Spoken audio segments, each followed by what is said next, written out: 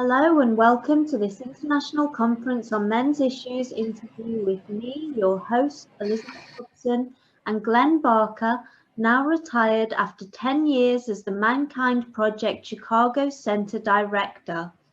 Mankind Project Chicago has a mission to empower men to live lives of integrity, accountability, compassion, and service in our world, and offer a range of free and low-cost courses and experience to help men achieve these aims. Glenn is here to talk about personal responsibility and development for men. Thank you so much for offering us your time, Glenn. Absolutely delighted, and thank you for the invitation to come and to have a conversation. Thank you. So you mentioned Jungian Psychology in the National Coalition for Men Chicago chapter watch party for the International Conference on Men's Issues keynote speaker. What is it you think that Jungian psychology can offer men? So a way to look at, well, here's my offering for the group and anybody who might be interested in this. There's a way to look at the masculine psyche and how it develops and what may be considered innate in men that is beyond the social construct. So it might be hardwired. And this can be controversial. And so I want to put a caveat that said, I believe that part of our socialization, how we act in the world as men, as people, part of that is hardwired, because you'll see the same behaviors through generations, through cultures, and then it always manifests. You see it all the time. So I believe there's a part of us that's hardwired. And I believe that was Carl Jung came up with the first thought that there's archetypes. There are certain types of things that are innate. It's in our psyche. They're not constructs that are made up. They come with us.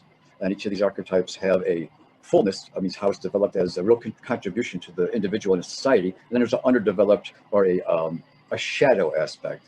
And that's not to put shadow into evil. It's just to say there's a part of you that has maybe another agenda that isn't so complementary towards growth. It's more about, it's almost a polar aspect to it. And then after that came Robert Moore and Douglas Gillette, who wrote The King, Lover, Warrior, Magician, who split that off to say there's a bipolar aspect, which means there's two parts of the shadow aspect and a part of the wholeness of these archetypes. So to the question, how is that useful? Well, to me, it's a way of mapping. It's not the territory, but it's kind of a map to maybe some hard wiring that shows up in men that you might see in yourself and you might see in others. And it's not a cure or a prescription, but I believe it served me with a lot of insight to understand what propensities I have. So Carl Jung came up with these ideas of archetypes. An archetype is something that's the original, right? So there was 4 that he came up with of many. In every man, there's a king archetype. That's the generative, caring, loving, strong man. That is the good king, right? And same thing with a warrior aspect, the part that gives you vigilance and strength and narrow focus and mission. And there's a lover archetype, which gives you compassion, right? Your ability to have libido, to love something, to be passionate about something. That humanizes all these archetypes. And then there's a magician part, that part of you that is magical, that can create, right? And those are a lot of the sciences, right? And those things that are imagined that become real. And all these have a side that has got a great contribution to our world. And all those talents and abilities could also be used to be quite destructive to the individual and to our world. And I'd be glad to go to those in any depth. So to try to answer the question more succinctly, how does that help? I believe it's another map. It's a modality for those of us that are in the teaching or nurturing profession or along these men's development lines to understand that there might be a way to understand ourselves and the men in our society and how men work, are hardwired. There might be some use, right? So it's not a prescription, doesn't mean it provides all the answers, but it may bring some insight that's beyond the psychology of today, which is all pathological. Are you this? Are you a narcissist? Are you this or that? Well, those things have a place as well. But these archetypes I found for me and how it can communicate them, and men can connect with these solid ideas as if they're entities that are wrestling for who has the upper hand with you. It's been quite useful. And I found myself fascinated for years and wrote many kinds of men's protocols for how to exercise these things, how to recognize them in movies, how to see them in yourself, and how to take ownership. of the good you do and your own shadowy propensities, those things that will sabotage you. Or if you don't have enough of this energy, how you can't make things manifest. You know, a quick example might be a warrior, right? A great warrior energy is a man who can dedicate himself to a cause, to something greater to himself. So you close off the world a little bit and you go for it. And that's a wonderful, wonderful energy. And you find that in men that really have found their way and they're focused. The price you might pay for that is, but if it's for the greater good, you're serving something great, what a wonderful thing to possess. But do you possess it or does it possess you? Is the question, right? So there's something to make note of. So that's the warrior in its greatest sense. Now, if you don't have enough warrior, if he's absent, that could mean that you can't get a job done. You can't finish it. You can't start it. You can't get out of bed, right? This is the whole thing about failure to launch, you know, for young men, or have the strength to see things through. Well, a bit, that's the absence of warrior, right? Be able to hold on to the energy. And then there's a destructive, other bipolar aspect. That's a warrior that's out to destroy. You know, the energy is there for destruction. Now, mind me, there's things that need to be destroyed in this world, and it's righteous, right? If you believe you're following the right path, things should be torn down if they're being destructive in the world. But I think you're following me. So there's a lot of nuance to this, but I found each of these archetypes, the king, the lover, the warrior, the magician, all have these three aspects to them, and to understand them is the knowledge. So that's the first mountain I talk about, is can you start to understand the concepts in your mind so that you can say, oh, I get what they're about. And the second mountain for us men in our voyage of tutelage is to then start to incorporate it, is to live it. Can we incorporate these things into our lives and start exercising these muscles and start to become something new as we start to traverse this mountain? And it's fraught with dangers and mistakes and taking ownership and accountability for these actions. So it's not necessarily an easy go, but for a man who truly wants to find his core and to know who he is and take responsibility, and I believe have the trust and competence and confidence of those around him that'll believe him and trust him, that he's consistent and he's growing in strength in a good way, I think it's a worthwhile adventure, right? So that's, and I'm glad to go into this in greater detail, but that's the shortest version I could maybe give you. So, I mean, I wonder if you agree That helps. with Martin Seeger, another ICMI speaker, that viewing masculinity as archetypal rather than stereotypical could help us to defend the mental well-being of men and boys. And, you know, I'm thinking with particular reference to what you were saying about the warrior archetype, which I think these days we are viewing as stereotypical, you know, the hegemonic masculinity stereotype kind of would take in all the attributes of the warrior, but subverts it and tells men and boys that they're toxic. And so is it any wonder that men and boys might experience this failure to launch when they are told that these attributes which are in them, whether they like it or not, are toxic, and so and are stereotypes that they can fix and ignore and just push away and not have to deal with? That's a true dilemma, and I think you articulated very well. And that is that and that's a very it's a sad term to hear abused, actually, because there are toxic behaviors and there are toxic people, and I guess I could say there are expressions of masculinity that are in shadow, right? The warrior that's an abuser, the king that's not a good king, meaning he's not a great blesser and keeper, that's a trusted individual who takes on responsibility for the sake of the community and for something greater. There's not many examples of that. So we have tyrant and a magician, someone who's using their creativity to subvert and to manipulate. It's easy for me to see how you can look at that type of masculinity and say, I want no part of that. And sadly, those are the ones that make the news. How often do you see, I'll put it this way too, another Glenn saying, okay, we as a society, often, I'll say we emulate what we celebrate. And by celebration, I don't mean hooray, hurrah, I mean what makes the headlines, right? Whatever is celebrated out there, whatever we see the most of becomes kind of the thing, right? And so if all the headlines are about men that are, and there's enough of them that are abusing young women, or they got their hands on something and they're pilfering and stealing, and that becomes what's, I'm going to say, celebrated, for lack of a better word, for someone to start taking the view of men as being very much that in their nature. I'll say there's a potential for it, but categorically you put all men into that is very sad indeed. And it's not that I don't have I say in particular, even don't have that potential, because I do, to become a tyrant and to become abusive. And yet, when properly nurtured and taught, those energies can be brought into a great defense of those, to defend against those things, actually, to stand against those. But sadly, many of those men that are good and provide great leadership and mentoring and tutelage, and are good fathers and leaders and responsible men, aren't celebrated much. And I think there's just an inequity around the attention that's given, and that doesn't help. I'll put it that way.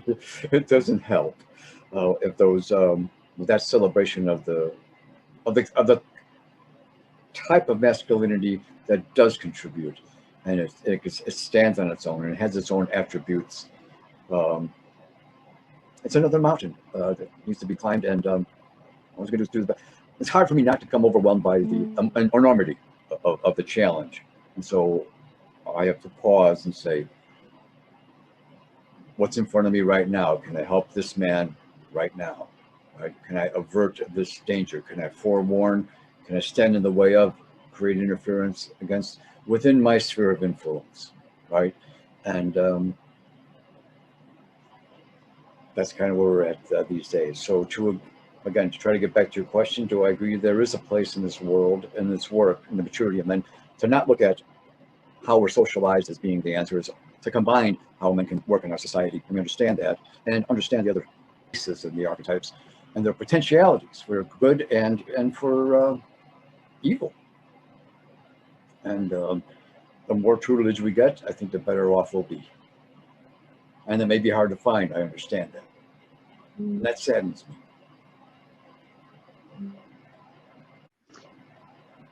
So, if you could give our men and boys one thing, be it a lesson or a practical right, perhaps a tutor, what would that be?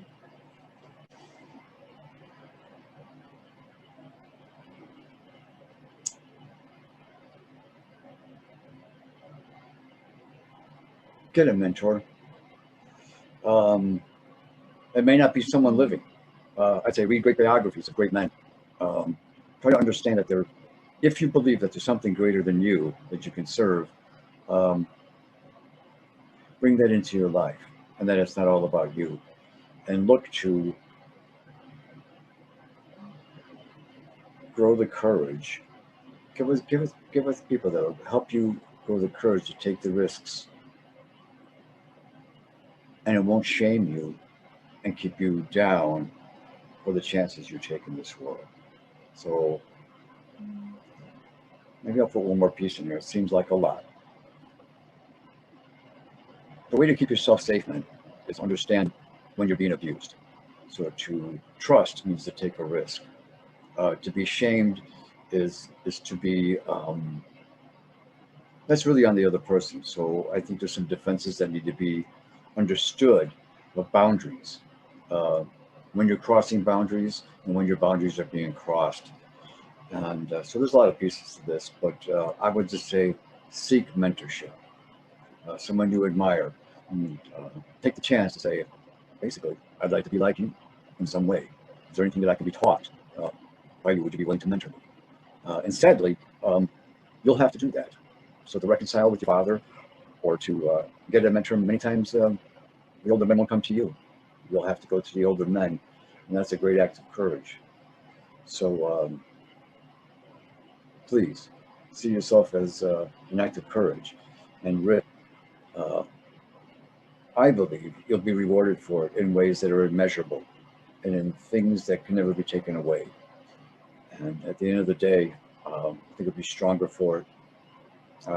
You'll have the dignity and respect of yourself and maybe others that is just so needed in this world.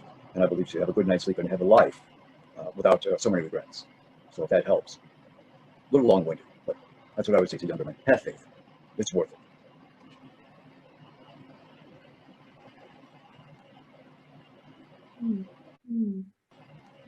And do you have anything to say to the women and girls listening?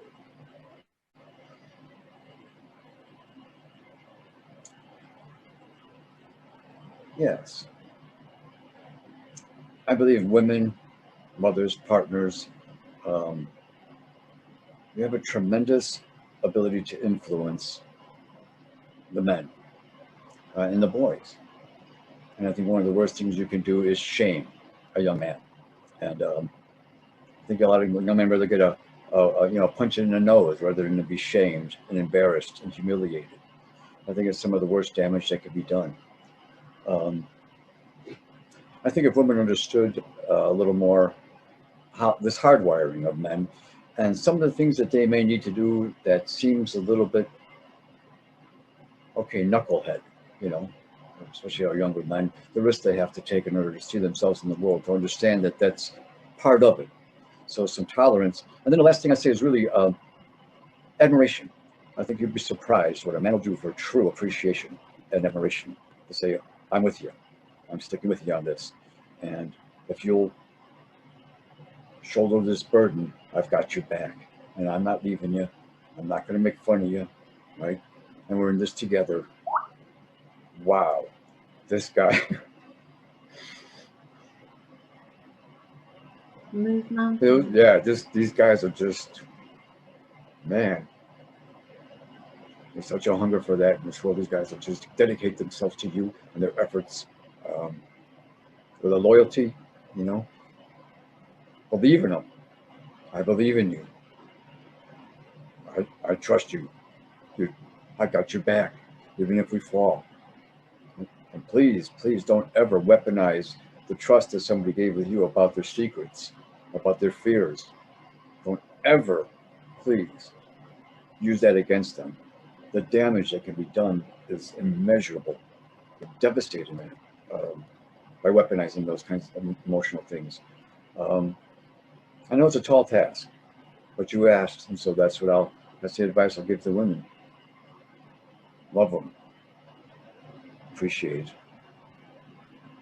Put your shame away. Don't weaponize your trust. Not easy, I know. If you do that, I think you'll find a loyalty and a dedication